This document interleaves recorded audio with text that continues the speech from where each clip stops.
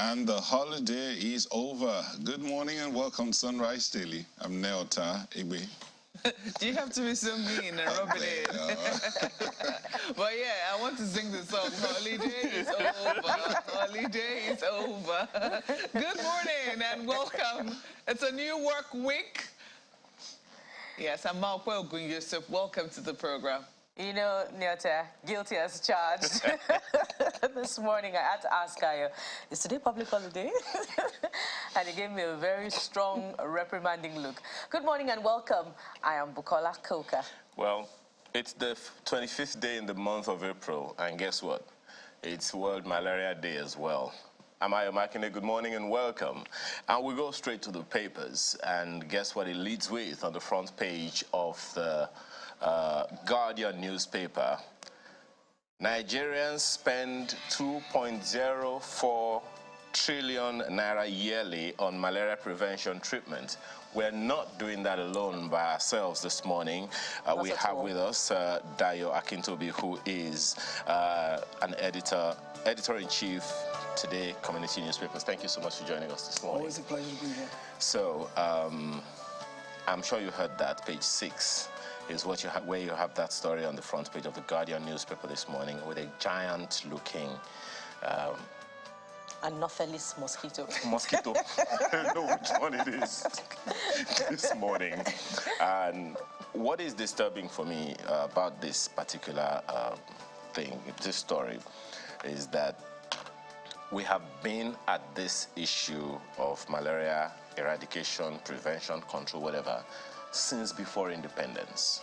And even now, we're still talking about Nigeria spending 2.04 trillion naira yearly on prevention and treatment of malaria. It's starting to look like there's really no serious intention of eradicating this thing. Possibly because there's a profit motive for so many different sectors of the economy, the pharmaceuticals, the healthcare sector. There's so much money in malaria, both prevention, treatment, eradication, mosquito nets, all kinds of things that you begin to wonder that, is it really possible that in 60 years, this thing has become such a hydra-headed monster that there are no answers? I refuse to believe that. I think that, I mean, we've eradicated polio, for example. Malaria is so simple. It's a matter of going to the source of where, I mean, stagnant water is where the larva breeds. And how difficult is it to get rid of stagnant water? But we're not doing it. For some reason, it's not happening in 60 years. So that leaves my conspiratorial mind to start saying, let's follow the money. Who is profiting from malaria? The continuous infestation of malaria in Nigeria, who does it serve? But you know, one after the other, some African countries have begun to approve the malaria vaccine, and surely that should have some form of effect, impact, and hope towards the possibility of the eradication of malaria. Well, there's a school of thought that says this malaria vaccine is a scam. These are the same people who are saying, of course, the whole COVID thing was a scam as well. And they look at that malaria vaccine as just another intervention that is designed to make money for a particular, very narrow set of interests. That you don't need a malaria vaccine to eradicate malaria.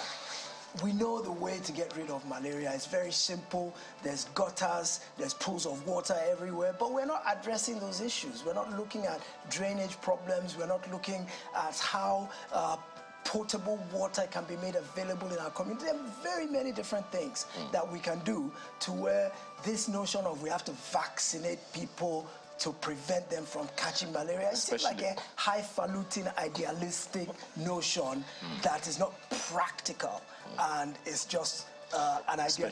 And you referred to the eradication of polio. So what lessons can we learn from that if we're going to, you know, be victorious over malaria? Well, the lesson is that if we really put our minds to it and we want to do it, we can. We have the resources, we have the and there are templates. Absolutely. Because there are so many countries that have already eradicated malaria over the years. But hey, more on that, of course, on page 6 of the Guardian newspaper this morning. Same page 6 has, after 34 days rest overseas, Tinubu affirms readiness for task ahead. Find that also on page 6. That's the Guardian newspaper today. From The Guardian, let's quickly take a look at the Daily Trust newspaper this morning, and it leads with something different apart from health, but just as concerning. This is the big story. Nigerian airlines seek more slots. Saudi carrier takes 40%. Let's take a look at the riders. That's for the Hajj. Yes, for the Hajj. 6 domestic airlines share 51 billion naira. Saudi gets 34 billion naira. We must respect bilateral pacts that's ascribed to experts. Our local capacity to deliver major problem. Let's take a look at that a bit more closely. But let's move forward to other stories. Election Tribunal, Falano, others back live broadcast. 2 Chibok girls escaped from Boko Haram captivity. And just beneath the nameplate, you also find this one. 70% of NNPC's AKK gas pipeline delivered, project not abandoned. And just beside that one, you also find this one, fresh intrigues as Northwest insists on Senate presidency, which is what I believe that we can easily and conveniently talk about this morning, besides other concerning issues like health. Let's look at the elections towards the May 29 inauguration. What are your thoughts on the many agitations for zoning and the others for, merit for the leadership positions at the National Assembly?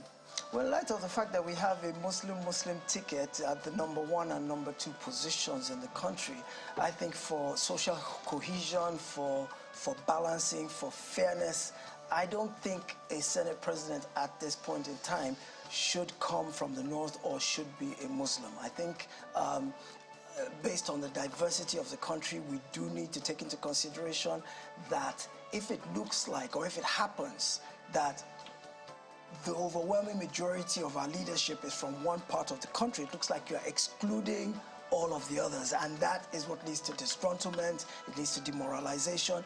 It's simply not fair. I mean, there are already some people who already had daggers drawn over the Muslim ticket for the number 1 and number 2 position.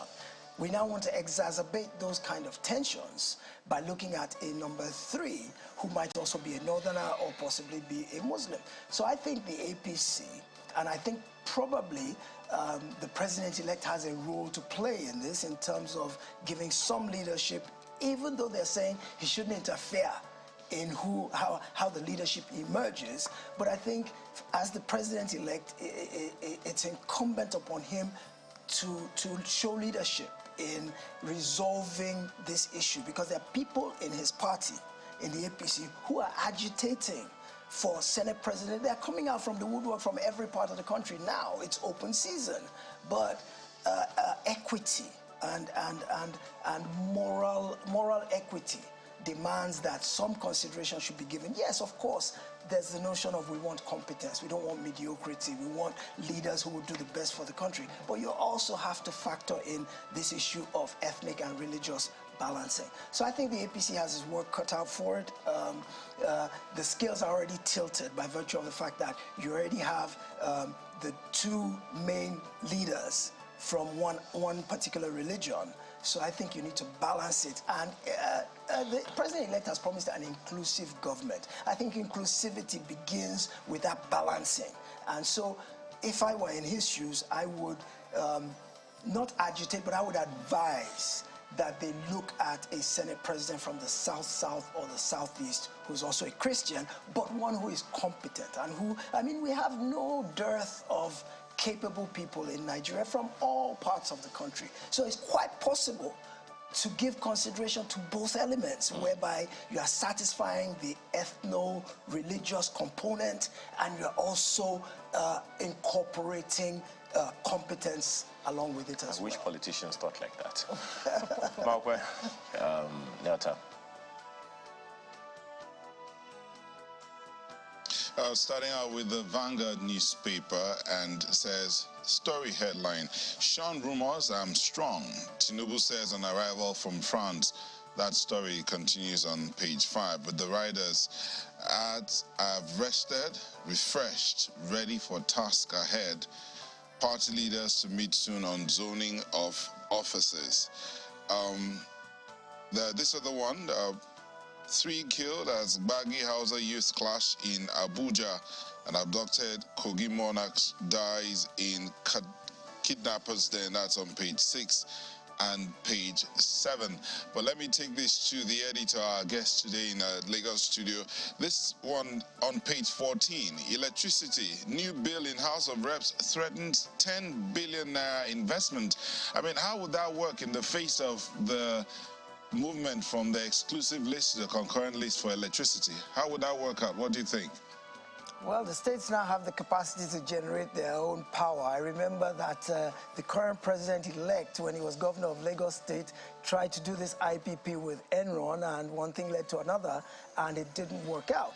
So now the states are empowered to generate their own electricity. It's all about getting the funding in proper place. And I've also of the opinion that a lot of public-private partnerships can be brought to bear to make this kind of electricity, this locally generated electricity happen, because it's relatively capital intensive, and it also requires a degree of expertise, which we can see from the way the electricity sector was privatized to do with generation, distribution, and transmission. And we can see that there have been lapses, there have been shortcomings from the fact that the funding has not been deep enough, the expertise is not wide enough, and so lessons are there to be learned from how it was done at the national level.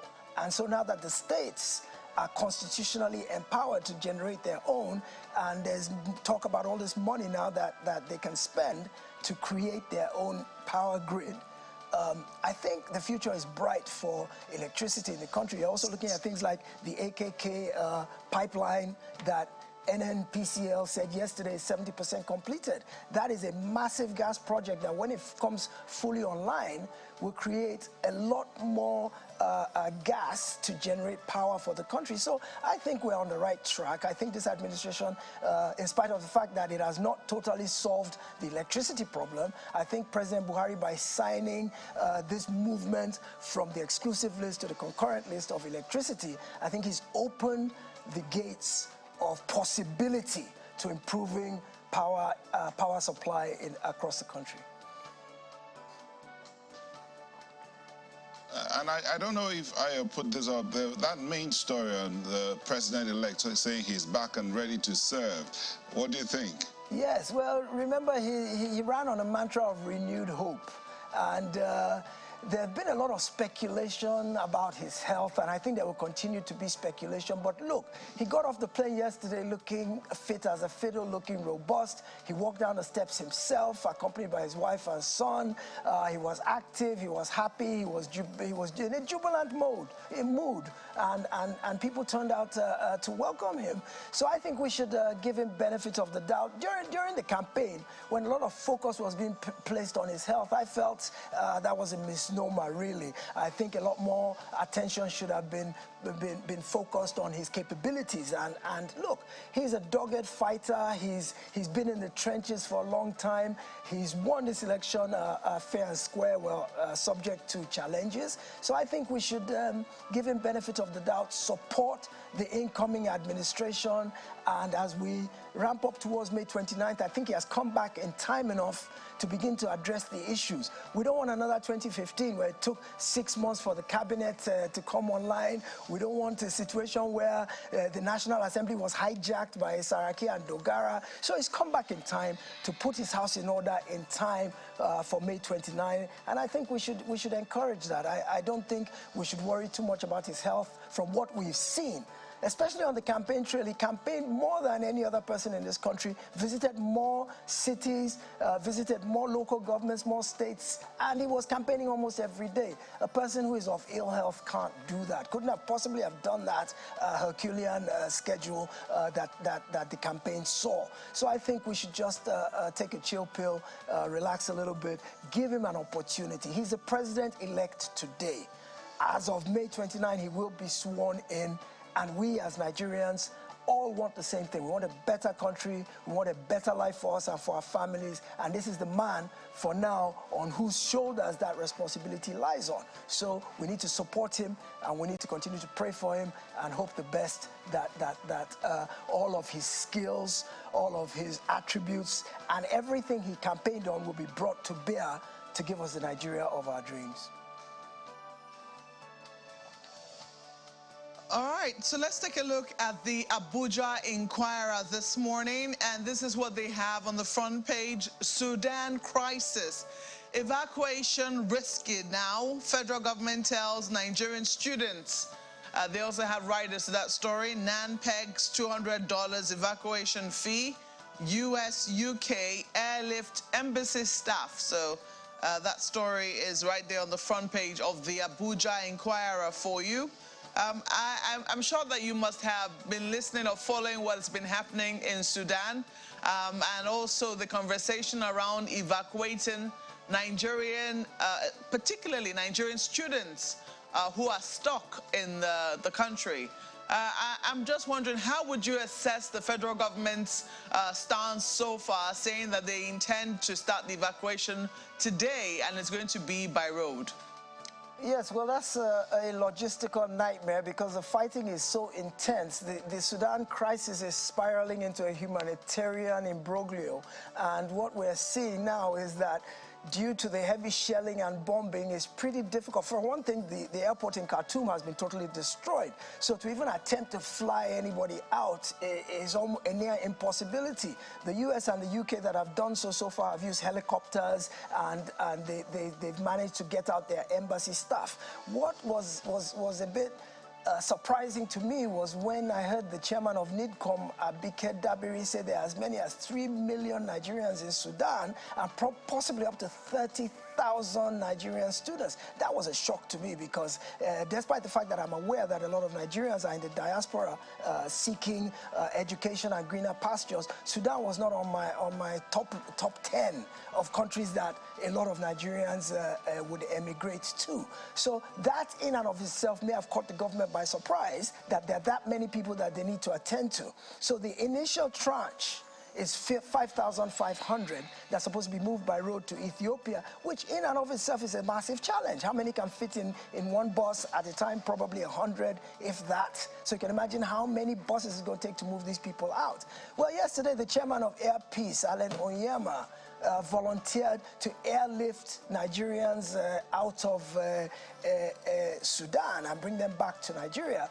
And he's been known for this kind of philanthropic gestures. He's airlifted Nigerians out of other places. Free of charge. Free of charge, yes, without cost. So the fact that we have patriotic Nigerians who are ready to come out and support our people is a good thing. But logistically, I don't think it's quite feasible that Air Peace can fly into Sudan now because the airport no longer exists. So the Nigerian government is doing its level best to, by motorcade, move our students to the Ethiopian border and get them out of harm's way. The sheer numbers makes it a big challenge, but the government is starting to do that today, perhaps a little bit late. It's in our nature, in our culture, in our DNA to be reactionary rather than proactive. So this is probably starting off a little bit slowly and a little bit late, but better late than never. We need to get our kids out of there and back home as soon as possible and in one piece. Okay, just a quick one. This is a story on the corner, the little corner of the paper as well. It says APC dissolves Presidential Campaign Council. Campaigns certainly are over. So I don't know what implication you think this will have. Well, the job is done and dusted, and from the perspective of the president-elect and the party in general, they did a very good job. They achieved their objective. They won the day, and so it's pats on the back for everyone in that committee, and let's send them off in a blaze of glory. Their job is done and dusted. We now move to the transition committee. You no longer need a campaign council once the elections are over. So all eyes are now on the campaign council, which also generated a brouhaha yesterday because it turned out that there was no Igbo member of the transition committee, and that raised a lot of heckles from people of the Southeast that, well, to a large extent, some of them supported the APC, and part of what endeared them to the APC was that Asiwaju Bola Ahmed Tinubu, the president-elect, has a history of attracting people from across the entire country, including the Southeast, into his cabinet and recruiting competent hands irrespective of where they may be from. So to now find that the transition committee does not have an Igbo or anyone from the Southeast in it, it was a bit jarring. It was a bit of a jarring effect to the Southeast, and even the NLC president, Joe Ajero, complained about it. I think Ohaneze Ndigbo has had something to say about it. But the transition committee is saying, look, at the end of the day, it's who's in the cabinet that matters. The transition committee is an ad hoc committee that has a specific assignment and is highly temporary. I will terminate by May 29th. It will be done and dusted by May 29th. Okay. So isn't it better that we have representation in the cabinet that lasts for 4 years than in the transition committee that's there for 30 days? It's politics, and I guess it's just what politicians do. But look at this one on the front page of the Leadership newspaper. That's where we segue to right now. Well, it's still the same Tinubu story. Tinubu dispels rumor of ill health, says I'm ready to serve. And the Riders returns to rousing welcome after 1 month vacation in France. Surround yourself with competent, like-minded people. That's in parentheses. Find out who said it on page 4. But then, that's not the National Assembly we spoke about the other time is not the only one people are jostling for. Right above the nameplate, right above the major headline, Zulum Buni, top race for Governors Forum chairman. Stories on page 7. The jostling never ends. That's politics for you, everybody's always jostling for power, jostling for relevance. But the question that I would want to ask around that one is, so the Governors Forum has been on for quite a little while now. Yes. What would you say has been the peer review mechanism that's the forum runs on, and its impact on governance at the subnational level? Well, if you look at it, in recent times, the governors, the NGF, has managed to eliminate partisan considerations and rally around an issue in particular as a unified body. Generally, partisan considerations, it's always PDP, APC, we're following our own agenda. But the NGF, especially under Kayode Fayemi, was able to put partisan considerations aside and stand up to the president on certain issues as a unified body. For example, I recall that the NGF recommended that the next president should be a Southerner. They stood that ground, and that was part of what Governor Wike fought against when Atiku emerged as the PDP candidate, was that the governors had all collectively agreed that they would back a Southern candidate. There are many other instances in That's curious, because eventually, before the elections, it was the Governors Forum chairman was the governor of Sokoto State, who happened to be a very strong contender in the PDP and supported, of course, his party's choice. Without a doubt. A matter of fact, he was the one that had the domino effect because he stepped down for Atiku. So it might have just been posturing. But at the end of the day, we can give the NGF the credit that they're able to put partisan considerations aside and come together as a unified body and have a singular voice when it comes to national issues that they're taking on the presidency for. All I and many people are looking forward to is let it just reflect on the lives of the people, because at the end of the day, that's what it means. That's all that really exactly. Speaking of which, I wish they also drive the advocacy with results, for human capital development, and that leads me to, this big story on the front page of This Nigeria. 40% pay rise. Crisis looms in varsities over workers' exclusion, and it's not just exclusion of varsity workers. Nurses and midwives are also crying foul over their exclusion. Well, I guess we're going to have to wait until how that pans out, because we have to wrap up this segment at this time. Well, Dr. Akintobi, Editor-in-Chief at CCN, thank you so much for your time and thoughts this morning. Pleasure is always Truly appreciate your being here. Thank you for having me.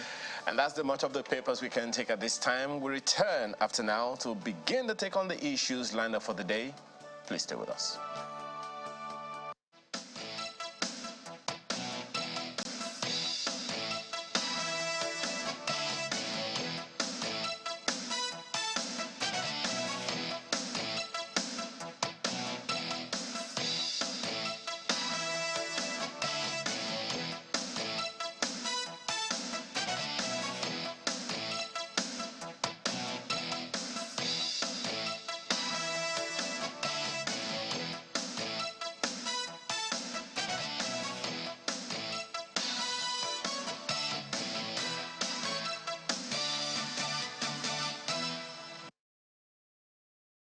Heads of security agencies in Kaduna State arriving at the State Government House for a crucial meeting with Governor Nasir El-Rufai.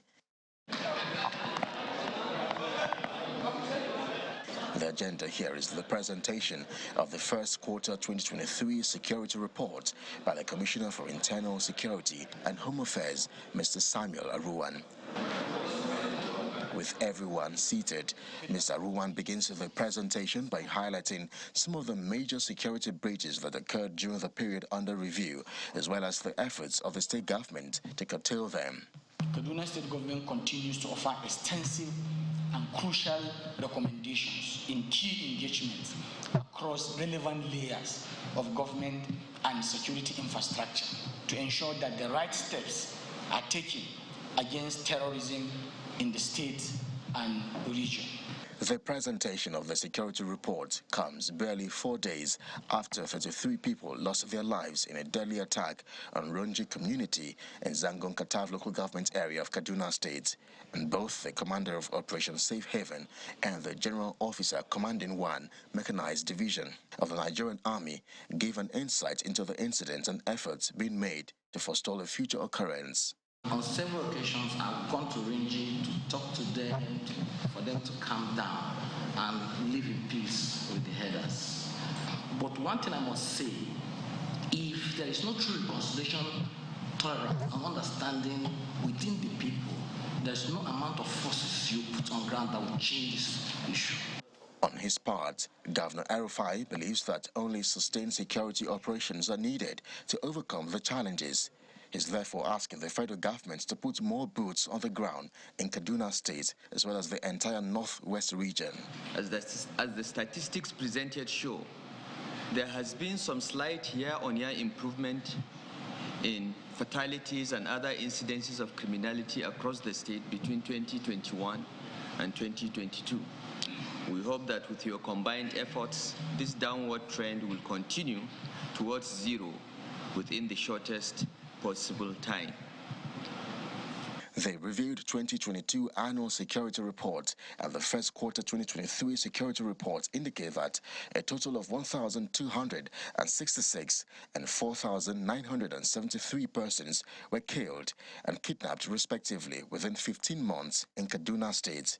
As such, these security reports affords the security agencies the opportunity to reappraise the dynamics of the security threats and how to tackle them in subsequent operations.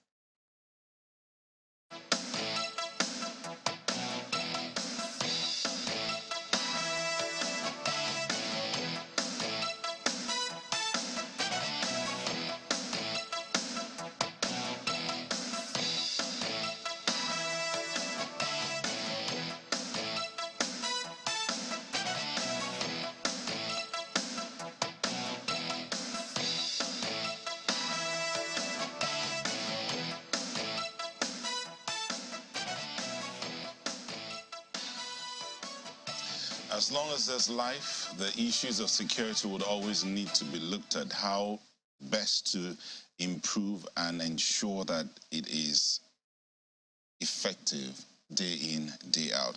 I mean, a couple of weeks ago, news broke of those attacks in Benue, Nasarawa, and then there's issues also in Kaduna as well, and other northwest and northeast states. In Abuja, over the weekend, there was that unrest between two tribes in the Gwarimpa area of Abuja. Again, a disagreement over a very minor issue. So one begins to wonder, how do we balance peace? How do we ensure that there's consistent peace when there are tensions everywhere? How do we even calm the tension? How do we ensure that Nigerians can return to that era where everyone could live in peace, go to their farms, go to their workplaces, and return productive?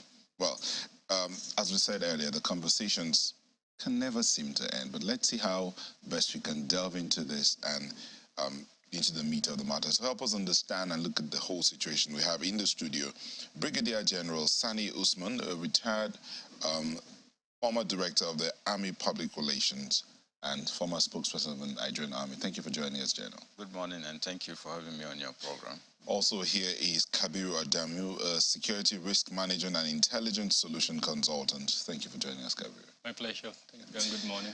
So let's start with you, General Usman.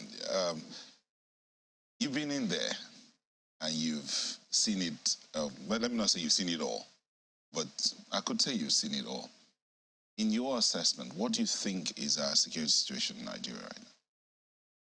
Well, if you are taking Nigeria as a whole, it's a kind of a mixed bag, so to speak.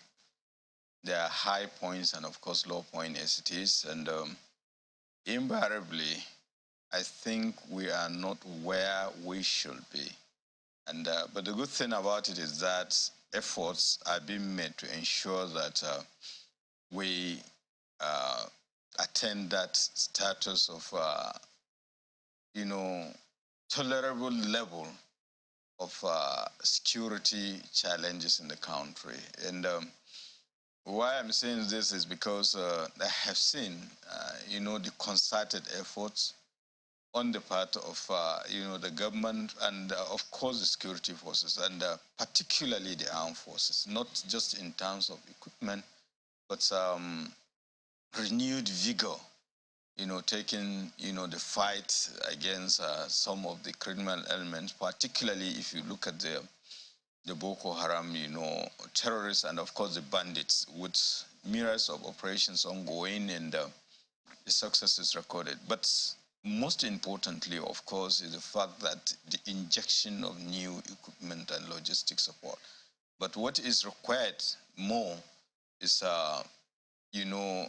total, a whole state approach to security challenges. And if you look at some of even the state government, they are complaining of lack of cooperation on some of the parts, some of the components of Nigerian society.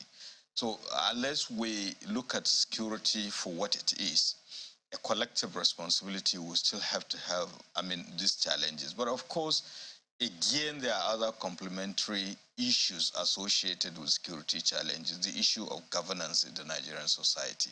So by the time we improve on that, so it is not just question of the kinetic aspect, more boots on the ground and all the rest, but it has to go hand in gloves with other aspects, the issue of good governance and, of course, giving Nigerians sense of belonging so that the gap between the government and the governed is breached, so that everybody will have that kind of sense of obligation and sense of civic responsibility to look at security for what it is.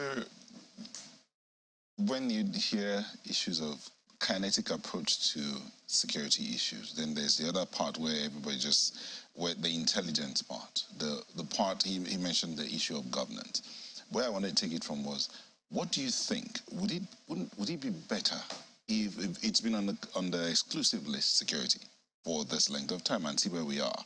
It seems we went from good to bad, so to speak, and hopefully we are returning to good again. But would it be good if it was moved to the concurrent list so that the state and other arms of government can also get involved in the security operations in the country? I'm definitely supportive of a decentralization of security. But sadly, it's not as easy as that.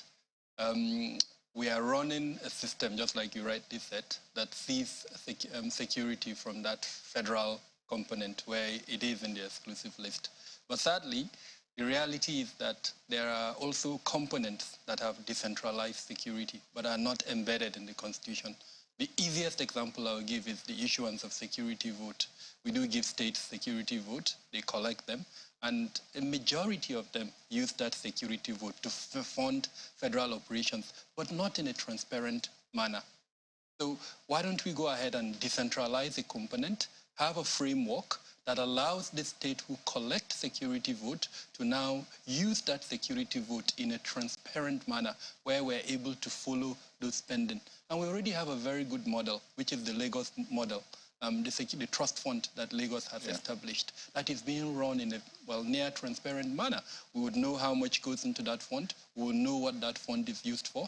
And of course, if you are interested as a individual corporate organization, you can invest in that fund for your own good. So I think perhaps going forward, and I'm quite happy and excited that the incoming administration has to an extent, alluded to the fact that it's interested in the decentralization of security. So I think let's not mix the two.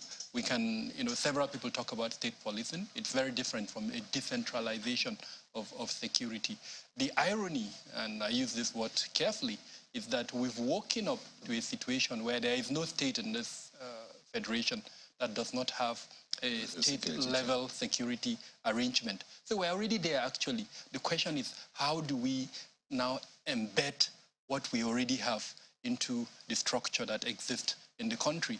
Now, there are already federal structures that ordinarily should have assumed some level of supervision, if you allow me to use that word, with these state-level structures that already exist. A good example is the police. When Kanu goes ahead to legislate and create Hisba, the idea is that the police will come in, train the Hisba, make sure that the Hisba understands where their power starts and where it ends. Same thing with Amotekum. But sadly, we're not seeing enough of that. So I think perhaps as the incoming administration, comes in, this is where the conversation needs to go to. What do we do with these state-level security creations? How do we make sure they comply with the provisions of the Constitution so that the monster that has been created in a place like Zamfara that has led us to where we are does not continue to repeat itself? When state structures assume the powers of prosecution beyond, for instance, what they can constitutionally do, then sadly, we have situations like what we have in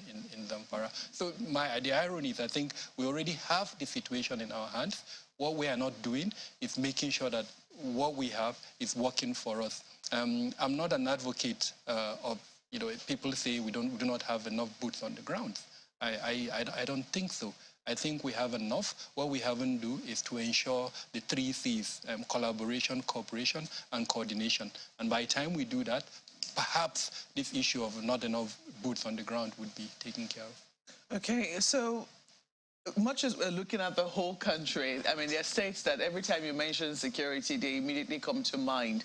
Kaduna State is one of them. And I think for a number of people, it's particularly befuddling because, a lot of our security, in fact, the Nigerian Army has a very big base in Kaduna. They have a lot of institutions right there in Kaduna. We've seen, how will I put it now? We've seen attacks even on trains going into Kaduna, etc. But one of the things I'd like to bring out, which stands out for me, is the fact that the Kaduna State government has a department or a Ministry for Internal Affairs where they give a report. They account for how many lives were lost within a certain period.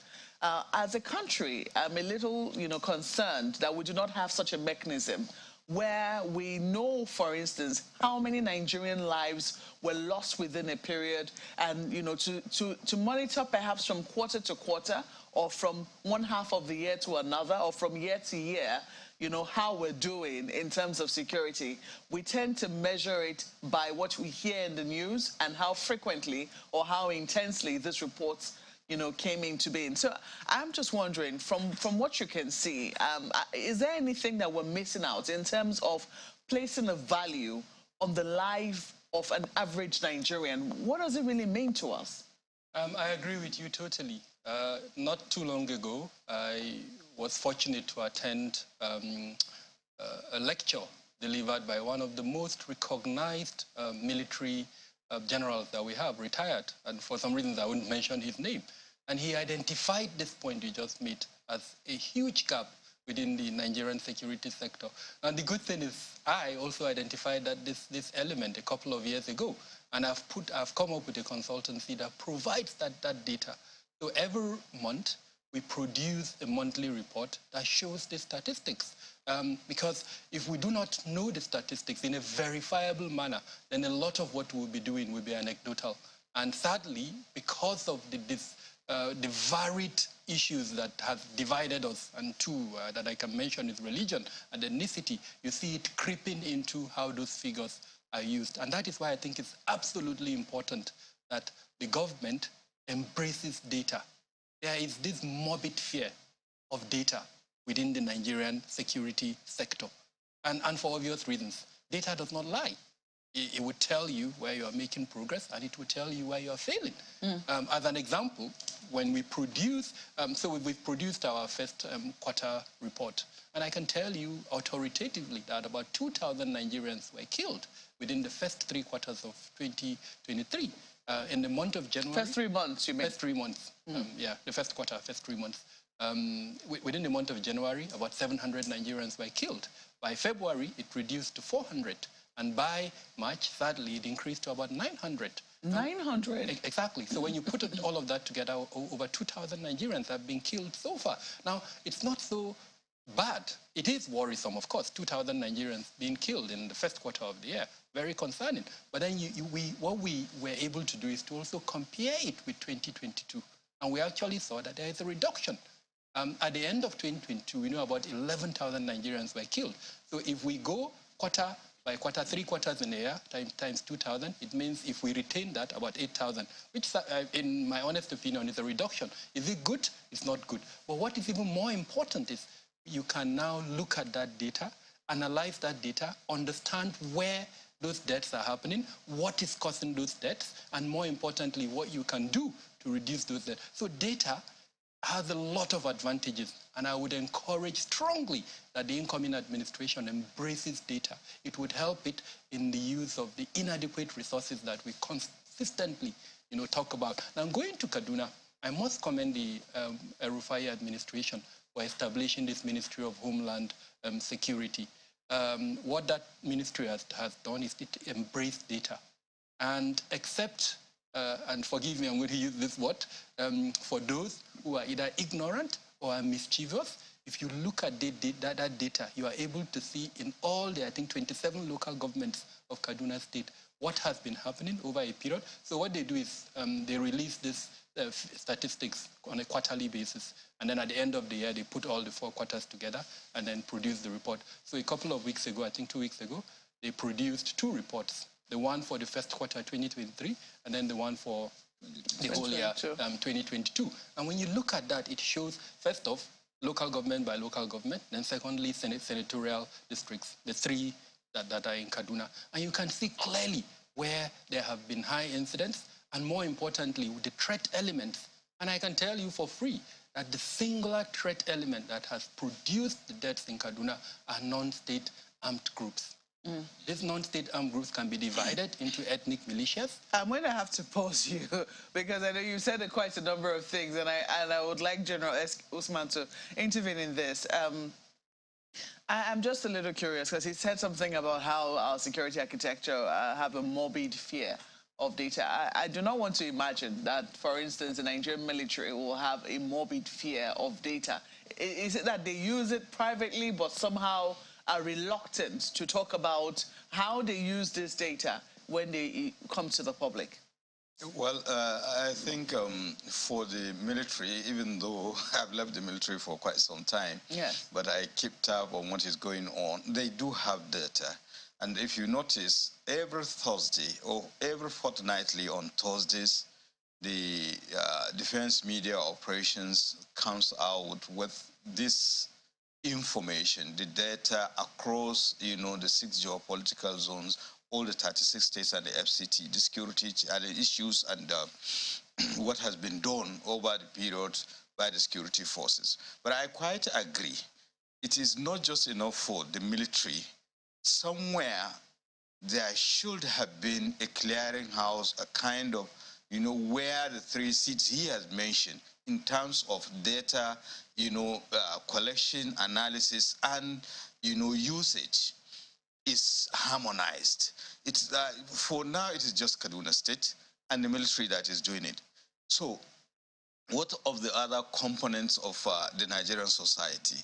Ministries, department, and agency, and the government, the tiers of the government as they are, and of course, the various state governments. So if you have that, on the basis of that, you can be able to,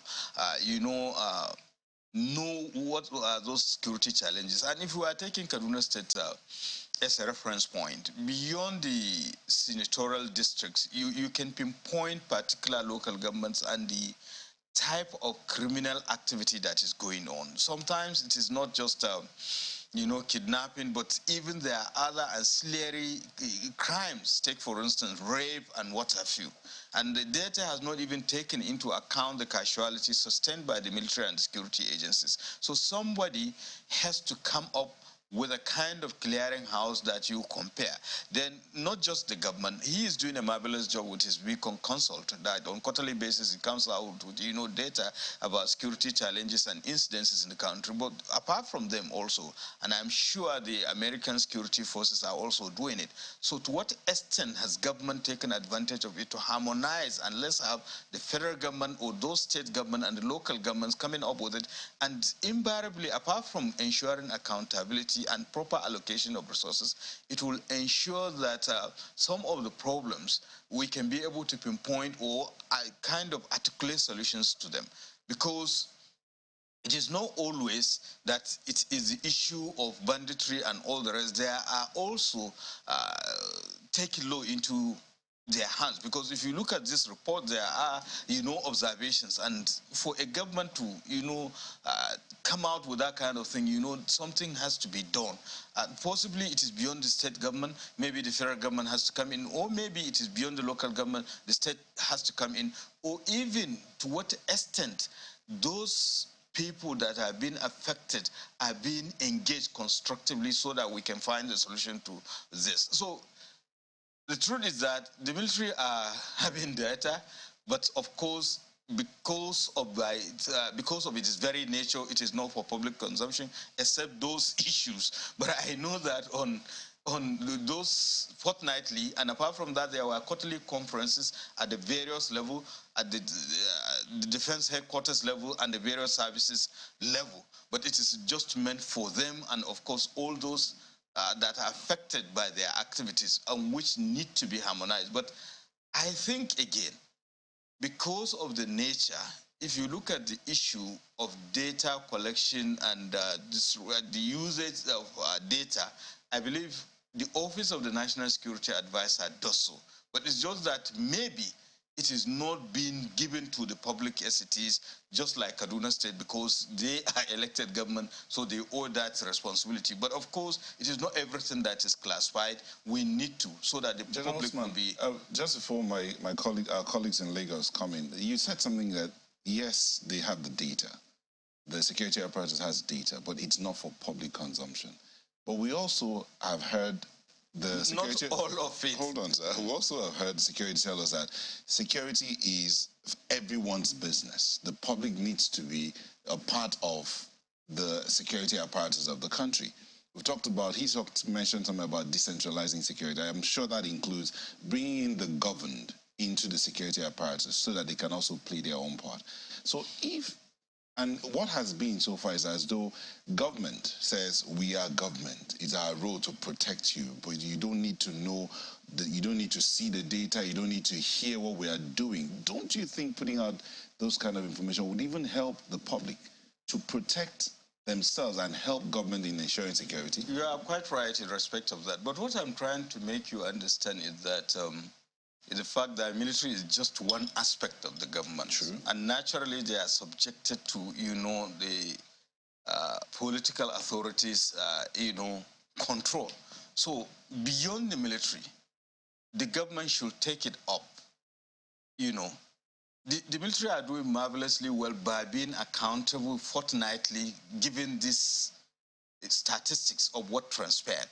But beyond them, and it make it more believable, just like what we were discussing, that by the time you compare what they have, compare with what government has, an independent, consulting firm like Beacon Consult and the American one, you can be able to form, a better picture, and you can be able to even fashion our solutions. I quite agree with you. If we were talking about decentralization of security, I think this is even a kind of, those are the inconsistencies associated with the Nigerian Constitution. Take, for instance, I think a particular section has said the primary responsibility of government is what? Is security of lives and property. So how do you do that when you centralize everything? So you need to decentralize it and give everybody a sense of belonging, so that, because security challenges, if you want to, fashion out solutions for them, it has to be intelligence-driven. And it is not everything that equipment does that. In most instances, human intelligence is very, very critical. So how do you involve them if you do not decentralize some of these aspects? All right, let's our colleagues in Lagos have questions. So, Aya. Nyata, let me begin with General Usman. It's the same question for you both, perhaps in different ways. Just a month ago, I think it's the governor of Bauchi State that talked about the fact that the military-civilian relationship cannot be overemphasized. And it's a talk that has been on for quite a while about having that conversation between the people that are being protected by security agencies and the security agencies, especially the military. We've also heard the COAS, along with a number of other people in the military, high brass, top brass, saying there is a need for us to win hearts and minds. In order for us for the military particularly, to be able to do that well enough, it's a wonder whether or not, from what you know about Nigeria's military-civilian relationship, how that can help in ensuring security, because since December last year, since December 2022 until now, almost every month, if you do a simple Google search of military-civilian relationship, you'll find the issue being raised over and over again. It puts a question as to whether or not we're achieving anything in that regard, doesn't it? I think substantial achievement, progress has been made in respect of civil-military relationship in the country, and taking into cognizance, let's even look at since 1999 to date. Before, there wasn't, concern about that. But I know for sure the military has made a concerted effort by establishing structures, because first and foremost, I know the Nigerian Army established a whole department at the Army headquarters called the Department of Civil Military Affairs, and all the services are having, and they also have it at the Defense headquarters. But beyond that, also, they made effort to establish liaison offices at the National Assembly and the Federal Ministry of Foreign Affairs. But talking about real constructive engagement with the civilian populace, there are ongoing humanitarian activities at the various services level. And I could remember when Operation Crocodile Smile was launched, and there was this mischievous misinformation about, monkeypox and what have you. We realized that actually there is need to enhance civil-military relationship by having more humanitarian activities. And we don't, that time, usually every military exercise is usually accompanied with it. And in fact, I could remember in my thesis with the news, I made a recommendation that in fact the humanitarian activities should precede the military operations. But of course, there is issue of operational secrecy that you have to have a delicate balance in respect of that. And that is why you don't have it. But I can tell you there is improvement in terms of civil-military relationship because of the issue of oversight functions by, the concerned, arms of the government, and of course the liaison, and of course the humanitarian activities. I don't have the data now, but I know within the last 1 year, I think the military, the Nigerian Army specifically, has constructed over or sunk more than 100. If you don't mind me butting in, my sincere apologies, General, for butting in.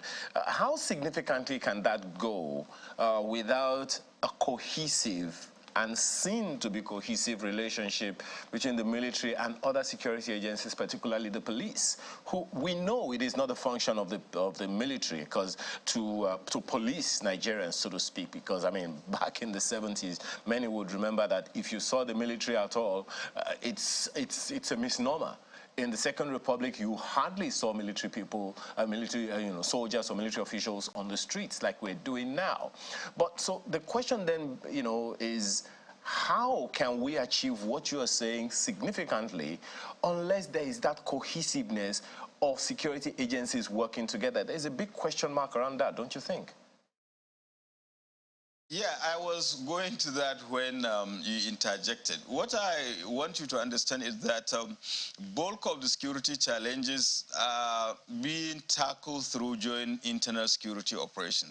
Joint in the sense that it is not just the armed forces of Nigeria, but which involves other, components of Nigerian security architecture. In most instances, you see joint operations involving the police, the Department of State Services, the Nigerian Civil Security and Civil Defense Corps, and so on. So basically, it is there. And beyond even the operational level, there are also training programs, seminars, and courses at the Armed Forces Command and Staff College, and as well as the National Defense College and other training institutions, particularly the Nigerian Army Resource Center.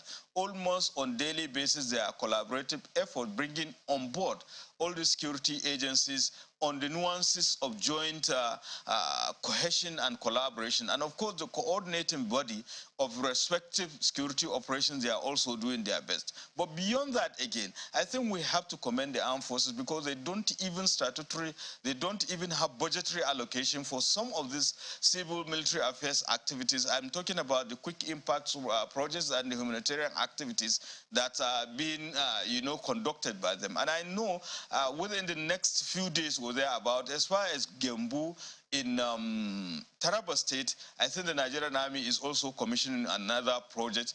And beyond that, again, they have identified, communities that need certain things. Sometimes it is infrastructural projects. My apologies. My sincere apologies, General. I had to butt in again. Those are highly commendable initiatives. There is no doubt about it. But again, it goes back to whether or not the people agree with some of these issues, irrespective of those lofty ideals that you're talking about. But let me quickly ask Mr. Adamu this particular question about the same, matter of people, security, being a part of the security apparatus of government. There's this quote from your report that you posted recently. You already mentioned that in March 2023, the government's efforts failed to prevent a month-to-month increase in security incidents and fatalities, as well as abductions. We recorded 485 incidents that resulted in 411 abductions and 954 fatalities in 36 states and the FCT. Between February and March, there was an increase of 7.3 abductions and 53.9 increase in fatalities. This is from your own report. Is there any way the people, the civilians themselves, can be a part of the apparatus to help to reduce these numbers progressively? Thank you, Ayo. The only way is for the people to feel that the essence, the ethos behind security is actually working for them. Where the people cannot see that, where there is no accountability, and people cannot see that security is working for them, then it will be very difficult for them to support the security process. Now, as an example, where there are clear failures in public security deliverance, and there is no penalty, then it will be very difficult for the government to convince the people through whatever humanitarian or gesture or activity or civil-military coordination component to, like the phrase you use, win the hearts and minds of the people. Because the people, too, are conscious of the fact that these organizations collect taxpayers' money every year. There is a budgetary allocation, and the function or the reason why they are given that budgetary allocation is stated in Section 14, subsection 2 of the Constitution, which is to protect lives and property. And yes, we must commend most of the security organizations. Things are bad, but they are better than, in some other countries that we know. What we all agree, and I think everyone who is sane in Nigeria agrees, that it can't be improved. And where failures like that happen, and last year I can mention 3 or 4 clear failures, and maybe General would help us by telling us who within the security sector was held accountable for those failures. The Kaduna train attack, the Kuje incident, the church attack in Ondo State, and several others. I'm not aware that one person has been held accountable for all of these failures. So it will be very difficult for you to convince the average Nigerian that these security organizations are held to account for especially the monies that they're given. And I'm talking accountability in 2 areas, operational accountability and then financial accountability. Let's not forget that there are allegations against almost all the security organizations regarding probity and then, of course, the integrity with which they use that. Now, the solution to all of this, which sadly we're not speaking enough about, is data. And then by data, I mean introducing monitoring and evaluation measures within the security sector so that we can track when monies are given to these organizations. We can use M&E, we can use auditing functions to track how those monies is being used. And one of the simplest ways is the efficacy, the effectiveness of their functions. If kidnap or ransom was, say, 1,000 in the month of January, and I want to hold to account the security sector, by the end of February, I want to see kidnap for ransom brought to 500. If I've given them enough money, like they've requested, and they're not able to bring it down, then I should ask critical questions. And this element is an element that must be done by the 2 arms of government, the executive arm, and more importantly, the legislature. Like we see in the democracy that we borrowed from the US, they call for congressional hearings. They call for other forms of hearings. Now, we need to go that level in Nigeria, where the legislature in particular should have enough power to summon and question in a very clear and transparent manner progress and efforts by the security sector in reducing some of the security challenges, using metrics. Any other way, frankly, that we go about it would be rather sentimental. Indeed, sometimes Mr. even anecdotal. But if we have... Indeed, the importance of data cannot be overemphasized, and that was the crux of the matter at the beginning of the conversation. But just listening to you and the General, I'm just wondering if we've become comfortable, with the numbers and less alarmed, that we're talking about human beings here. 2,000 people killed in the first quarter in Nigeria in the first quarter of 2023. And you can also immediately tie that to what you're hearing from the people in these communities, whether it be Southern Kaduna or in Benue. The people say that government knows what it should do about these killings, but it does not do it. And I'm just wondering, I'm bringing this to you now, General. I'm wondering whether we're as alarmed as we should be about the numbers of people being killed and, the ultimate goal, what seems to be the ultimate goal here, which is land grabbing and dispossession, of the people's property. We find that when the killings occur, the people are dispossessed and then they're unable to return to their properties, to their land anymore, as we have seen in Benue and in Southern Kaduna. Are we as alarmed as we should be about the numbers of those being killed?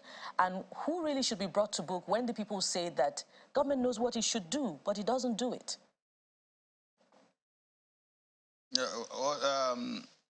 To be frank, it is really worrisome and disturbing. In fact, we were discussing this issue. I was wondering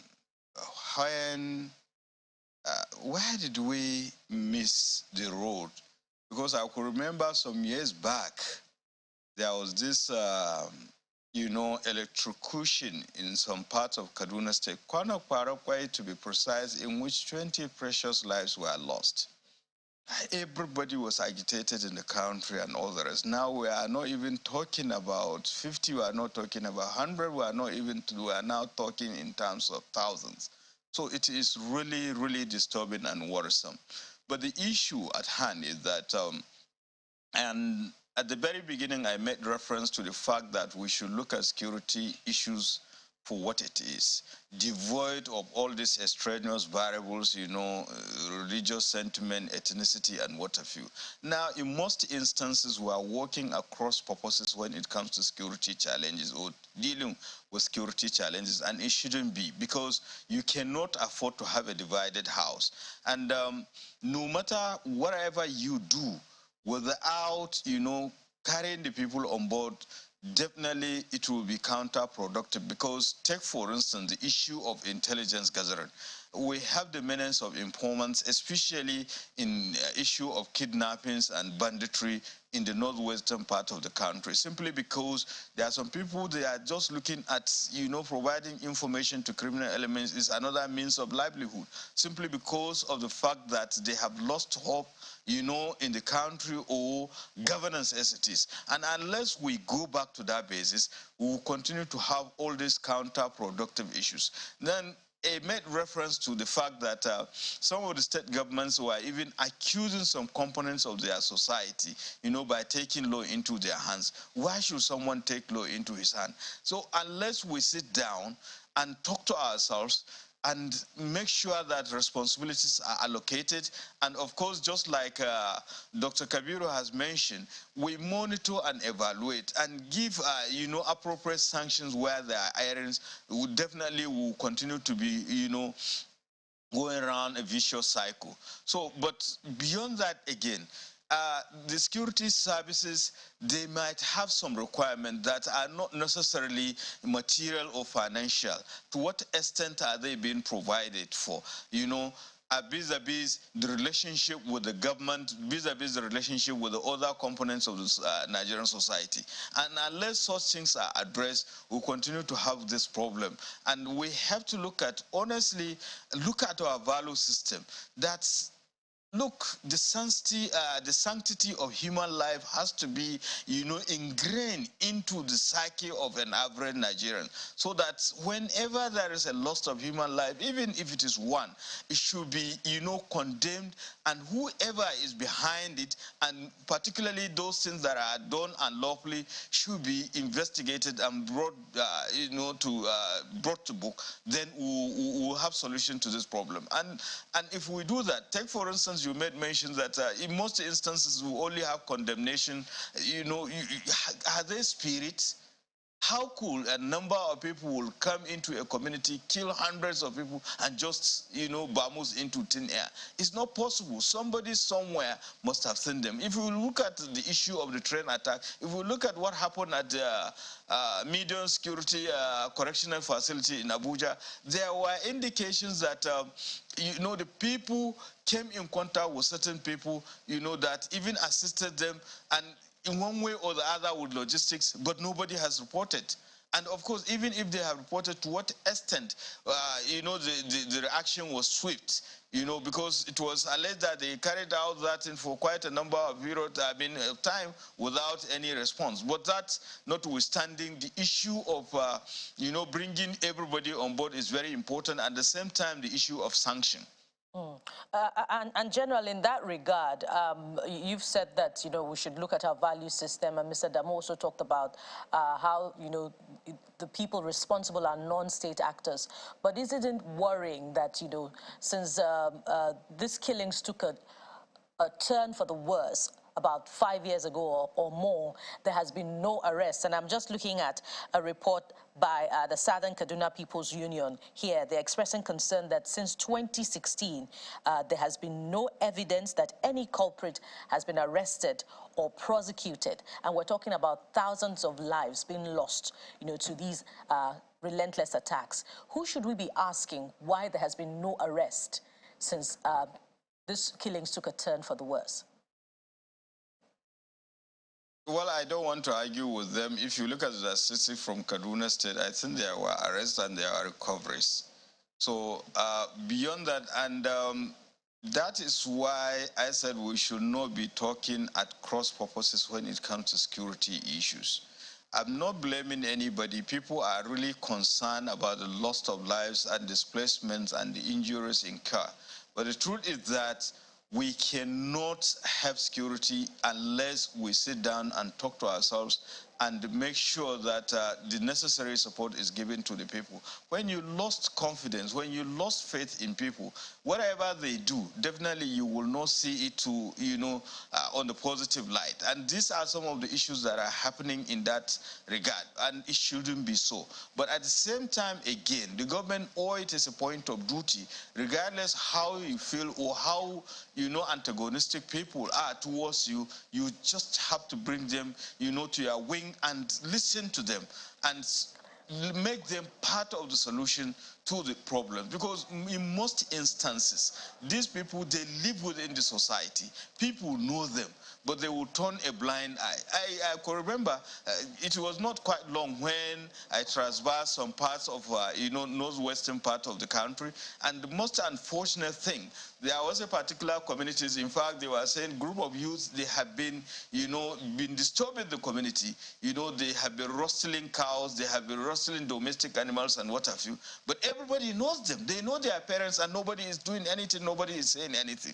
And that is exactly how we came to where we are now, because all the kingpins involved in banditry and kidnapping in the northwestern part of this country were, people, notorious people right from childhood, and the society turned a blind eye till when, the AK-47 and, of course, modern communications and, crime being dynamic as it is, made a difference. So unless we do so, we will continue to have a problem.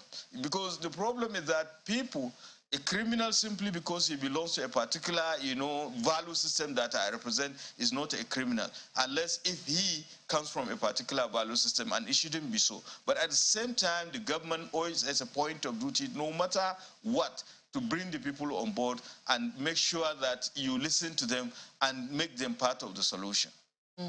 It's a very complex issue. I mean, you've spoken about criminals not being criminals because they belong to certain, I don't think the word would be value, because certain systems maybe might just be appropriate, because values is something that's supposed to bring good to society, and you have to ask, what sort of values can criminals, have, if it's not that we're just talking about base instincts, for instance.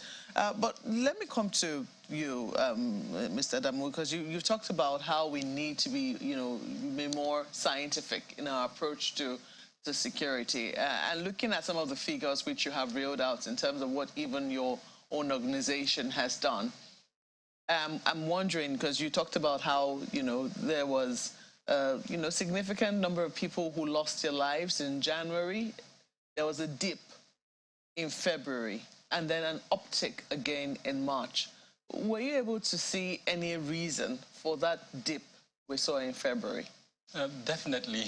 But please permit me, let me just say a statement regarding the last question by your colleague from Lagos. I can't recall her name now, but I think Bukola, she needs to look at the report released by the Kaduna State government. I noticed she was focusing on Southern Kaduna, and sadly, that's not helping the situation. That report showed clearly the local governments that had the highest fatalities and frequency of attack. And in my opinion, and you can actually display the report, Southern Kaduna did not have the highest. If you pick the 3 local governments that had the highest, they are not from Southern Kaduna. It was not Central District. So focusing on Southern Kaduna, reaffirms 2 narratives that are injurious to us, and I mentioned them earlier on, ethnicity and religion. And that is why that report is actually instrumental. It tells you in a clear term that this is not ethnic, it is not religious, it's pure criminality. And if we look at it from that lens, I think we'll be able to address it better. Birningwari, which is not in Southern Kaduna, has the highest fatalities in both the yearly as well as the first quarter report. So again, I urge her to look at that report closely with that lens. It will probably help her understand what is happening in Southern Kaduna. It's not about land grabbing. There are several other issues at hand in Kaduna State, and understanding those issues would help us to address them. Well, we could focus, I mean, Kaduna can be a whole subject by itself. In 2 hours, you're still talking about Kaduna. But and I would really like to ask a question on that, but I already asked one. So let's start with that one first. Why do you think there was a dip in February? A couple of issues. The elections in particular. The president gave a directive that the security agencies should use all the means at their disposal to provide an environment for a free, fair and credible elections. And so we saw massive deployment from all the security organizations. The police, if I remember well, deployed about 300,000, even though we had our questions regarding that number. The military ran Operation Safe Conduct, I think. Yeah. And then all the other security organizations, almost about 19 of them, deployed at different levels. Just to make the elections possible. Exactly, provide the environment for a free and credible election. Yeah, they were concerned about over-securitization of the elections, but it did its purpose. It provided the environment. The elections were held, and thirdly, that's factor number one. Second factor was the monetary policy that was introduced on the 31st of January. It reduced the number of cash in circulation. So crime that was cash-dependent also dipped. A good example is kidnap for ransom. It dipped as a result of that. And then there are several other factors which are still being investigated. There is the suggestion that perhaps there is a political element to the activities of the non-state armed groups, and that during the elections, that political element swayed actively, and so it reduced their ability to do certain other things. And now that the elections are over, two things happened. There was a redeployment back to base from, of course, the locations where they were all deployed. So it opened up the environment for these non-state actors to operate more freely than what they did earlier on. And then, of course, the cash policy. If you recall, I think on the 3rd of March, if I remember well, the court ruled, and then they allowed now more cash in circulation. So some of those crime elements that we were came back. So some of these factors. Now, if you talk to the people, in Beacon Consulting, we have an atmospherics department. What we do is we listen to the chatter by people. Now, in those affected communities, they think it's actually the monetary policy. Well, from our expert view, I think it's a combination of all of these factors. We're out of time, but in rounding up, in 10 seconds each, the spike in crime around the first quarter, the communities, the locals, in the way all of them came together, doing one thing or the other, and self-protective initiatives, so to speak, and I think your report mentioned that as well. What do we do? What should be done to ensure that criminality goes down as much as possible in terms of governance and all that? So in 10 seconds, let's start with you, General. Well, I think doing the right thing, and doing the right thing involves government.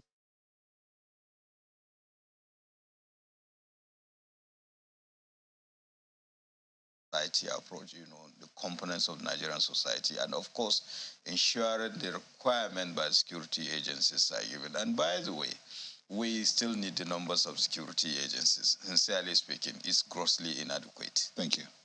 Administration of criminal justice. Let's arrest and punish offenders. All right, thank you so much. We've been looking at the security situation around the country. We had Brigadier General Sani Usman, retired, former Defense Army Public Relations, former Director, Army Public Relations. Thank you for coming on the show.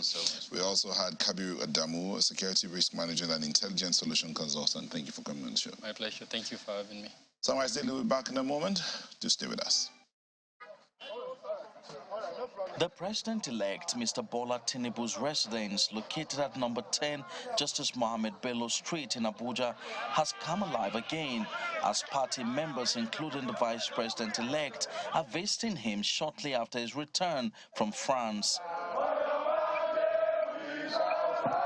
Inside the premises of the house, Mr. Tinubu addresses his supporters, stating how happy he is to be back home. For us, let me take some rest for tonight. And after a long flight, eat some amala.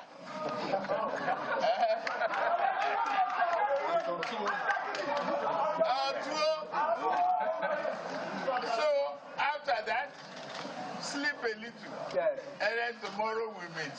Amidst the speculations over his health, the president-elect says he's strong and consulting ahead of his inauguration on May 29. Whatever they like, they speculate.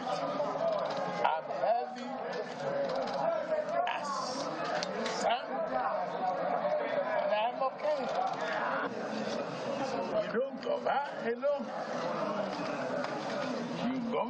people. You consult, assemble, and then hit the ground running. Party members are happy that the president-elect has returned. Everybody is happy that he's back, and we are sure that he's already setting things in plans. It is our joy that Asiwaju Bola Ahmed Tinubu, the mentor of many, is back into the country to begin another process of developing youths in our country without any ambiguity. Nigerians are also reassured of the quality leadership Mr. Tinubu is bringing to bear. Now, as a president-elect, he is 100% fit, very ready to fix Nigeria and make Nigeria greater and greater again. It's quite an exciting moment here for supporters of the All Progressives Congress, and particularly the President-elect Senator Bola Ahmed Tinubu, who is now resting in his home here in Abuja under the watch of security personnel. Now, he has said that he is ready, hale and hearty, waiting for May 29, when he will be sworn in as Nigeria's democratically elected president. Empress Simon, Channels Television News.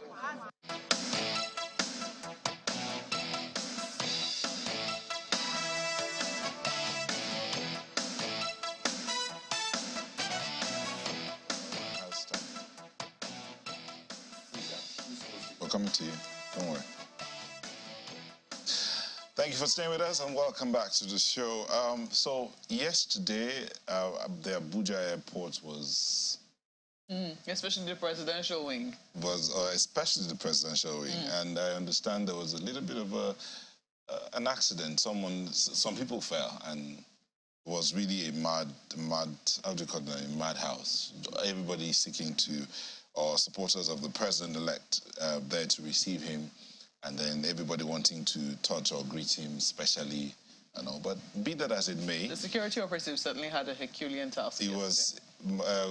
Our correspondent who was there talks about the fact that it was really a tough job controlling the crowd that came in there to receive him. But he is back in the country, the president-elect, and although he says he's hale and hearty, there are those who believe that his trip abroad was mainly for medical treatment, and circulating on social media is alleged evidence of medical intervention in the president-elect's health. But he is back. He's declared that he's hale and hearty, and he's ready for the task ahead, the task of moving Nigeria to the new place. As he said in his campaign slogan, renewed hope.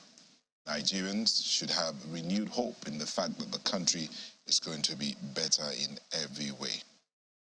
The question then is, what should Nigerians really expect from the president-elect when he gets into office? Political calculations ahead of inauguration, cabinet formation, and the National Assembly leadership. But if you heard him when he spoke, said, I am back and ready for the task ahead. Well, a member of the All Progressives Congress is in our studio today. Alwan Hassan is here to help us understand exactly, I am hale and hearty, what it means. So, welcome, Alwan. Thank you so much, Nyota. You almost mixed that. This is my first time having you here. It was doing a mix about it. Mauti. Okay, Alwan, so yesterday, were you at the airport? I was actually coming in from Kano.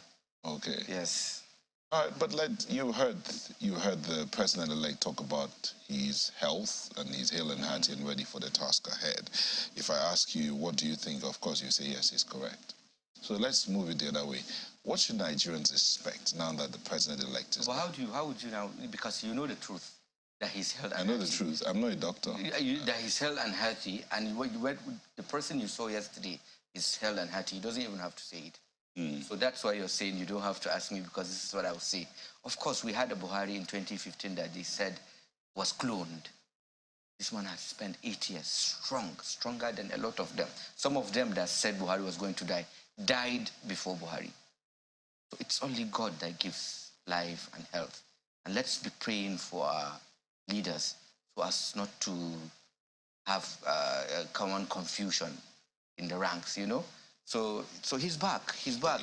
Indeed, everyone will be hoping that their leaders would stay healthy so that they can deliver governance to the people. Well, our last guest, we're discussing security, and one of the things that Brigadier General Usman talked about was the fact that governance has added to the insecurity situation in the country. So now, in expectations of Nigerians of the incoming administration, what do you think? What kind of governance should Nigerians be expecting? I really needed to have seen him here and ask him what does he mean by governance has added to the insecurity first. Because, of course, what this government met on ground as an insecurity issue has been really dealt with. It was just Boko Haram. And today in Abuja, you can drive everywhere and even pass Villa. We knew the times that you couldn't even pass in front of force headquarters when we came in. So it depends on what one. You're talking about Abuja. What about the other parts of the country? Abuja, Kaduna, people travel every day these days, you know? So you see, these are not things we met on ground. What we met was Boko Haram, and we fought Boko Haram. Let me tell you, Neota, what should Nigerians be expecting? The whole thing is, our security architecture was not designed to fight such a war. So as it is, there is no government that has sat security for a security meeting like this government. And they are trying to re-engineer the security architect so as to tackle this situation. There is no government, Neota, there is no president on this earth that will be happy to leave a legacy of bad omen in his regime. If you see things going out of the way, it's just because it can't be handled. That point, you know? If you count how many soldiers we have, how many military personnel, how many people do we have in our institutions that are supposed to guide us? There's just very few. So we need to recruit. You need to recruit. How much do we have to now recruit and be borrowing money to pay police, to pay military, to pay because we want them to be everywhere, you know? So, but then if you count, but of course, it is the responsibility of the government. The first responsibility is the security of life and properties of its citizens. And I bet you, Asuwaju will do better. He will pick up from where this government has stopped and build on it. There is a lot that has been done in reorganizing and re-engineering the security architect in this country.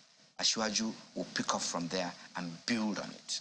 For a number of people, they don't think that, yes, security is extremely important. I mean, as our Constitution says, the primary responsibility of government is the security and welfare of the people. So we cannot overemphasize the importance of security. And of course, the assessment of the Buhari administration on how it fared concerning security will be the job of the Nigerian people. They are the ones who will be able to determine how safe they felt under his administration, or how safe the community was, you know, under his administration, given the promises that he made and what he eventually delivered. But this is where we currently are. We're expecting a new government to be sworn in on the 29th of May.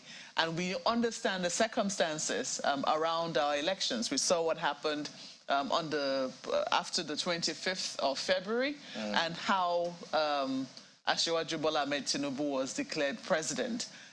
This is the first time, you know, that a president is emerging and not winning the most popular votes. For some people, they say, yes, he won, from what we can see, even though that is being disputed by other political parties in court. But if you were to total the votes of all the other political parties who also participated, well, maybe not all, at least 3 of the other major contenders, that of the PDP, that of the Labour Party, and also that of the NNPP, you will see that a lot of Nigerians rejected the All Progressives Congress. And so you still have the fallout of the elections to deal with.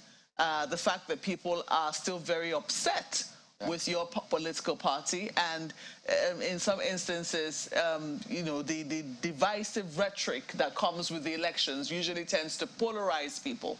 So there are questions as to whether or not your party is aware of, you know, the fact that he has to deal with the fallout of the elections and has a task of uniting Nigerians around a common purpose. Do you think that is something that your presidential candidate, who is now president-elect, is capable of doing? Absolutely.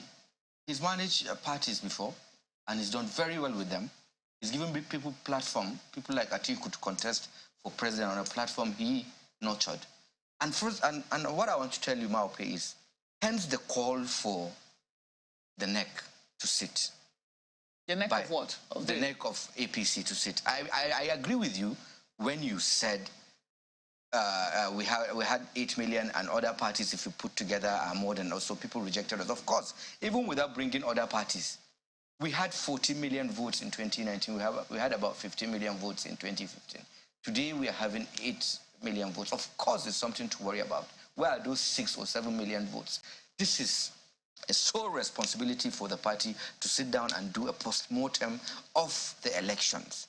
And why we need to call in, and that's hence why we need to call in the NEC, so as it is the NEC, first of all, that would even try to nominate people for the advisory committee, because we don't have a BOT now. We've turned it to, it's now an advisory committee for the party. These are the people that will be nominated into the advisory committee that will be advising the government. And I'm telling you this, Maupe, Ashwaju's government will have synergy between the federal government and the party, unlike what we've seen in the past. President Muhammadu Buhari is not a politician, you know, and we've seen the party doing its ways and the government taking its ways too. A lot of things had happened where the presidency said he doesn't want to involve himself in political parties and political party affairs. So, but it's going to be different this time around. You have the president that is a politician. You have his vice that is also a politician. These two people cannot just stay back and watch the party doing what it likes doing, you know? So there is going to be a lot to be done. The internal party reforms, you know? So you think that this has to start from within the All Progressives Congress? A lot of people are going to say, how is the business of the APC our business? I mean, what we're asking for... Who are those people? We did not elect the APC. So, but when you want to ask me questions, Maupe, when you want to ask me questions, you ask me questions based on our manifesto. So why would they now remove the party from the government? Whatever it is you want to ask me, or things we've done, or things that have been put in the manifesto. The question you ask me is, this is what you say in your manifesto, and the same people that would say they are not asking party, they are asking the government. When they see things, policies... Just a quick one, since you want to take it from that angle. Would the party, or can the party reprimand the president if he does not follow the manifesto of the party? And let me tell you, I'll come to that. And let me tell you, Maupe, there is no policy, there is no government policy that doesn't have a political implication. Hence, you must work with your party. Okay. So the question again, can the party, or will the party, hold the president to account if he goes against its manifesto? You see, Neota, there has never been a politician as consistent as Ashwaju in this country. The renewed hope agenda has been what he's been talking about since he was Lagos governor. This man has promised, and as he said, is going to hit the ground running. Oh, well, you don't answer the question. What's the question? Marco asked you a question and you said, no, you cannot take the party out of it. Yeah, because policies of government are usually must have political... Okay. And the question I asked was, will the party hold the president, when he gets into office, accountable and possibly reprimand him behind closed doors if he goes contrary to the manifesto of the party? Absolutely. Since you say the manifesto belongs to the party. Absolutely. The party is going to be the supreme. He's done that before with AC, and we've seen it. He's done that before with other parties he was part of. Absolutely. Haven't I come here before to call out a member of my party, Maupe? I have, so many times. We do that. We do that. And sometimes you do that to make them improve. So but, I mean, of course, you've called out members of your party, but maybe not the president, because oftentimes people, anytime they want to talk about the president, it's always about the people around the president are not, reprimanding. The people around the president don't seem to be giving him the correct picture. There's always a, shielding of the president. There is no direct calling out of the president. But I've called out the president during the Naira redesign. I've called out the president. I've said that we're not with him on this. We've defended him so much that we can defend this because this has a negative impact on the masses. I've said it.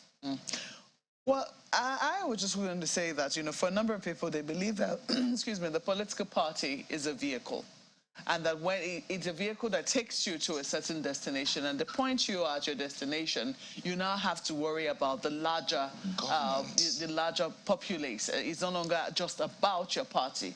And that, the task at hand is bigger than just the APC and its internal shenanigans. They believe that this is time for instance, now we see what is happening in the National Assembly. There's jostling for the top seats in the National Assembly. I know that, yes, your party would want to have a say. It's not clear where it is going. And people are saying that, is it also possible that, as a result of its indecision, it's not being able to take a stance early, could it also happen that what, happened to it in 2015 could happen again? These are things that will happen regardless of whatever it is that your party does. Maupe, how could you tell me a party that had governors that came out to speak against a northern nomination to inherit President Muhammadu Buhari because they wanted a southerner, that same party will not be looking at the National Assembly's leadership? This cannot happen. It can't happen. Of course, the number 3 person would have to go to the south and would have to be a Christian. We found ourselves in a situation whereby religion and tribe play a very big role in our politics, in even governance. Having a Muslim ticket gave us a lot of headache. Now we have won for balance, equity, and capacity. I want that word capacity. He has to be competent. The Senate President has to go to the south. South, and southeast, not even southwest. Anybody coming in as Senate President should be that person from the southeast or south. That is the only way we will strike a balance. And that is what my party will do. And you see it. Southeast and South are not one region. They're 2 different regions. It has not been able to decide. But you have just 3 senators from there. Clearly. The 2 regions. 2 from southeast and 1 from the south. That's not correct. Senator Akpabio, yes, is from the south. Adams Oshomole is also from the south. He's a first-time senator, so he can't be Senate President. He's from the south.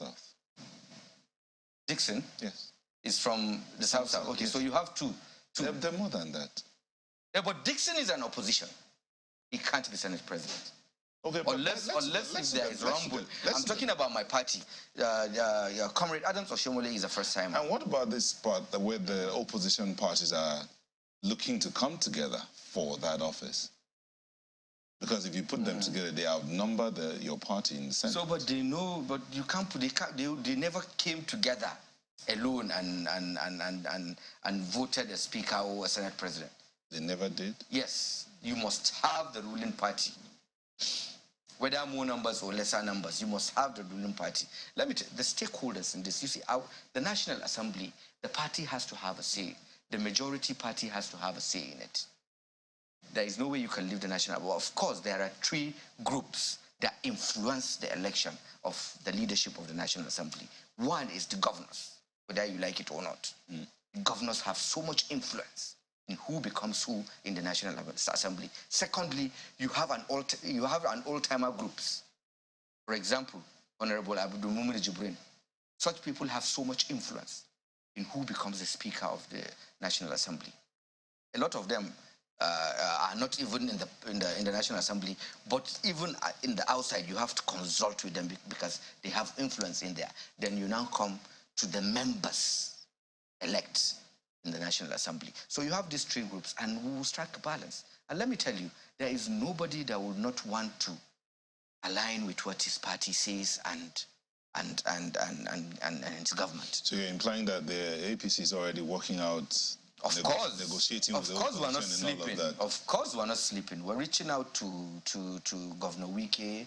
We're reaching out to opposition parties. We're reaching out to even our own party members, because why would you choose to mention Governor Wike? Is he the only governor that you're reaching out to? Yes, he's one of our heroes in the opposition. I like him.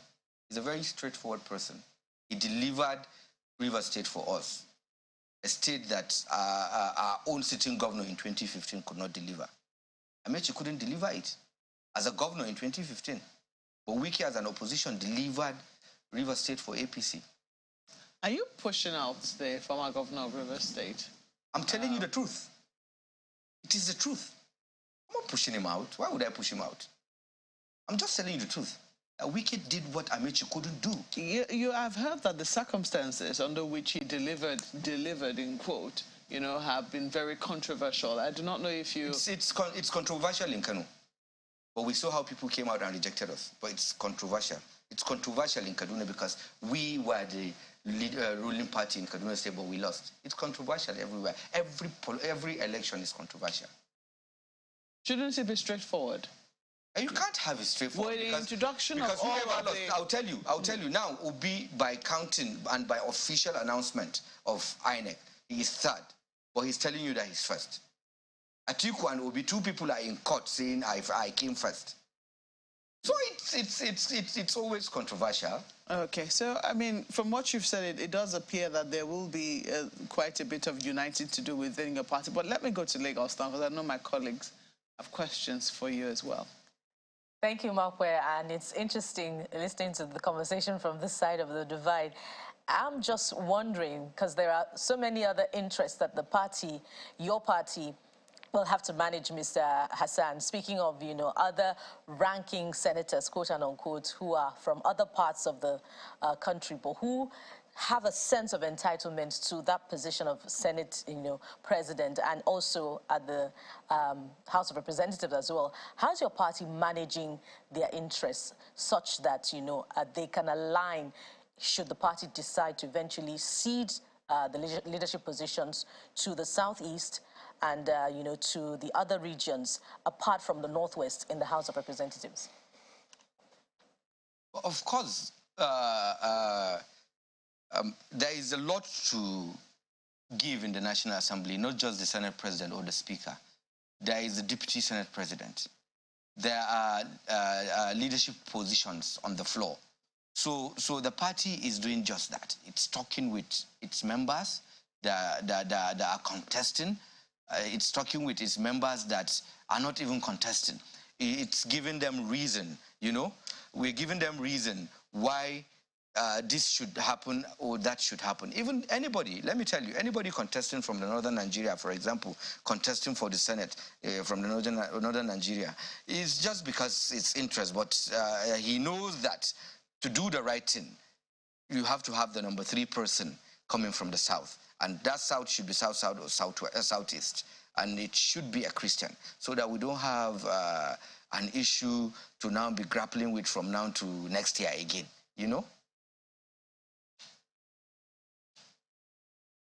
Still on the conversation on the president's-elect's health, we saw him yesterday, at, the reception given to him upon his arrival, that he was looking healthy, and he in fact walked from alighting from the aircraft to the reception to be received by party members. So we can only accept what he has said, that he's hale and hearty. But looking at him more critically as against what happened in the last 8 years under President Muhammadu Buhari, where, there was an issue of medical tourism over a period of time. Even though the party is letting us know, and the president-elect has also said that he's healthy, are we looking at another round of medical tourism under, this incoming administration, where his health status would have to be managed in the same manner as we have seen in the recent past? I am not God that will tell you that can happen. It's only God that has our lives and our health in his hands. But I assure you that an Ashwaju's 4 to 8 years will do a lot in the health sector in Nigeria. And if you look at our manifesto, there is a lot being put there that once it's implemented, the issue of traveling abroad for medical health will be over, inshallah. But do you agree that there should be more accountability as far as his health status is concerned? I mean, we're looking at a 70-year-old man.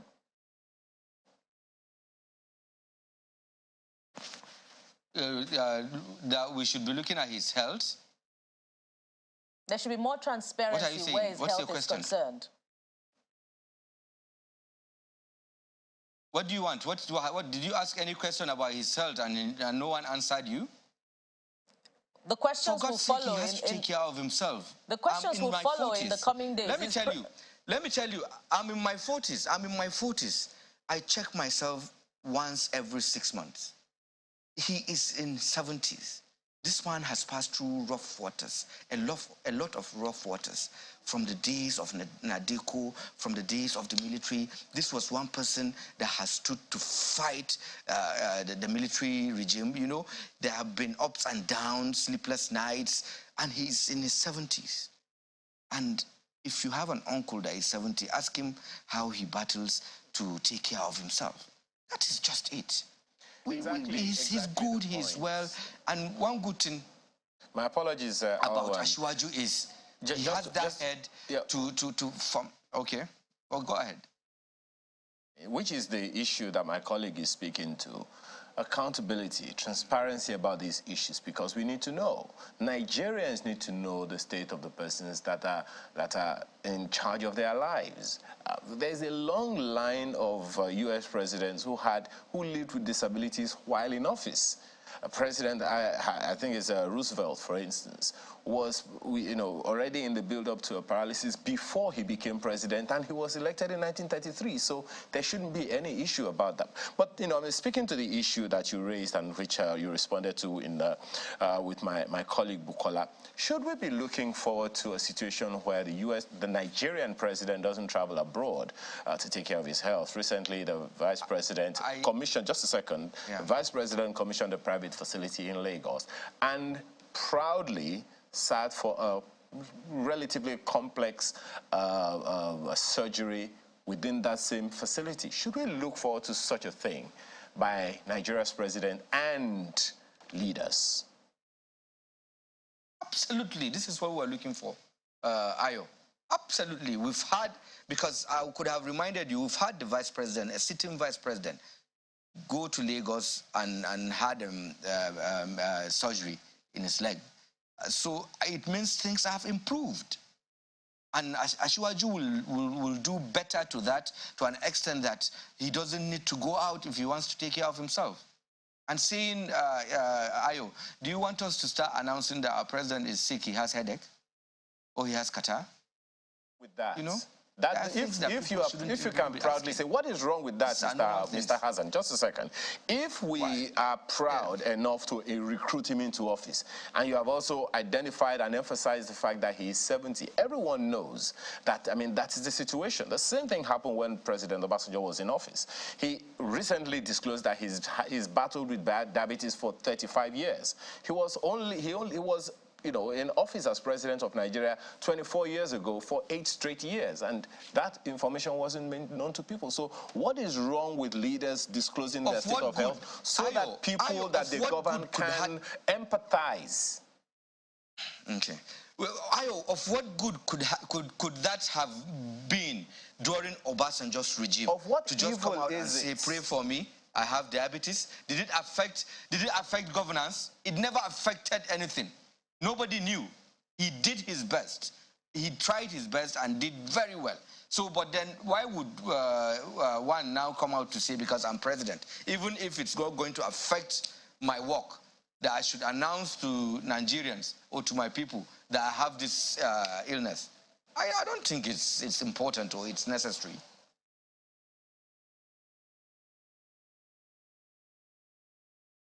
Well, let's bring the conversation back here to Abuja. I mean, there'll be lots of things to, clean up in the event to not just the president, of course, settling down, and of the governors-elect as well. One of the places where a number of people will be looking to see, and I don't know, for people who will be looking for perhaps, some people will be visiting the Electoral Act again. I don't know, some people have already started saying there are things that we might need to revisit in the Electoral Act. But we saw incidences of infractions in the run-up to the general elections, and I know that you're a member of the All Progressives Congress. I do not know what you made of the situation which we saw in Adamawa, the controversy, whereby a resident electoral commissioner who is not imbued with the powers to do so announced a winner, so to speak. And we also saw the governorship candidate of your party doing an acceptance speech and then eventually going to court to try and make that stay. Well, the right thing has now been done. The returning officer has done what he is supposed to do. A winner has been declared rightfully so. The governor-elect is the current governor of the state. But some people think that your party ought not to be silent on what transpired in Adamawa, given just what had transpired in the state. What do you want us to say? What do you want us to say? Are you not embarrassed by the situation in Adamawa? There are worse situations in other parties. We've seen where 4 people impeached a governor. I don't even want to compare. Are we doing a comparison of what is worse? That's why I'm saying I'm not doing comparison, but what do you want us to say? We allowed the institutions to do their jobs, and they did very well. Okay. So what do you want us to say? If we had intervened, the same people would now have said it is us that did what? Awan, it would be good. It's good you allow the institutions. The IG of police withdrew the CP. The INEC chairman weighed in swiftly and made sure the right thing was done. What else? Awan Hassan, a member of the All Progressives Congress, it's good that you came in to share with us and clarify on some things. But it would have been good. It would have been good for your party to say, we condemn this act completely. It would have been good. Next time. All right, thank you so much for coming on to the show. Thank you. And just before we go, let's see what you have said to us via your tweets.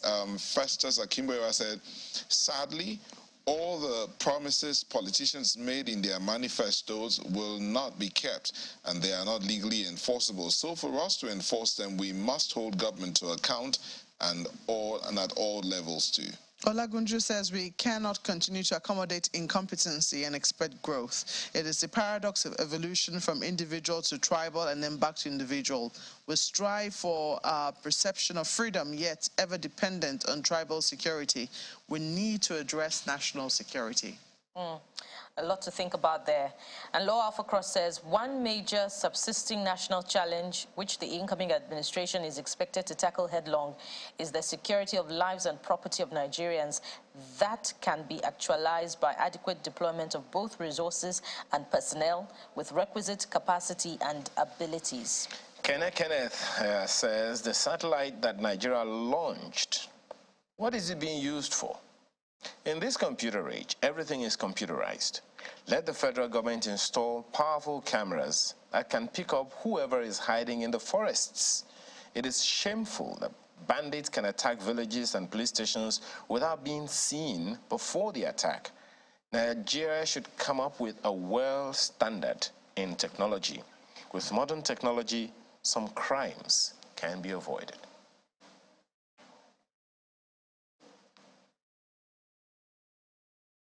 And that's the show for today. I want to thank you for letting us be a part of your morning. I'm Neota Igwe. Thank you for watching. I'm Maokwe Yusuf. Thank you for allowing us to share your morning. I am Bukola Koka. And don't forget, Maokwe already sang in the morning. Holiday is over. Get to work. I'm Ayo Makide. Have a wonderful rest of your day.